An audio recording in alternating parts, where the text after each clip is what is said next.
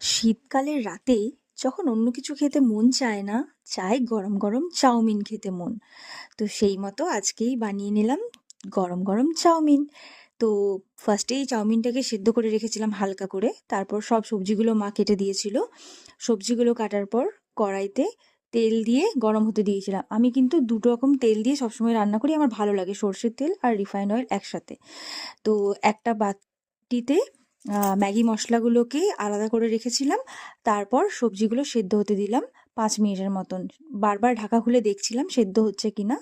তারপর টমেটো, লঙ্কা, ধনেপাতা দিয়ে আরও একবার সেদ্ধ হতে 5 মিনিট মতো ঢাকা দিয়ে রেখে দিলাম। ঢাকা দেওয়ার পর সবশেষে পরিমাণ মতো লবণ, পরিমাণ মতো হলুদ। আমি কিন্তু হলুদ খুব একটা ভালোবাসি না খেতে, তো তাই আমি হলুদটা কমই দিই।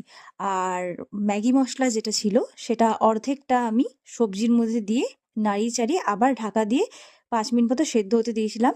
সেদ্ধ হওয়ার পর তারপর পরিমাণ মতো টমেটো সস, পরিমাণ মতো চিলি সস দিয়ে আরও একবার ভালো করে নাড়িয়ে নিয়েছিলাম। নাড়িয়ে নেওয়ার পর আরও 2 মিনিট আমি ঢাকা দিয়ে রেখেছিলাম যাতে স্বাদটা একটু ভালো মতো আসে, কষা কষা হয়। তারপর চাউমিনটা দিয়ে বাকি ম্যাগি মশলাটা দিয়ে নাড়িয়ে নিলাম।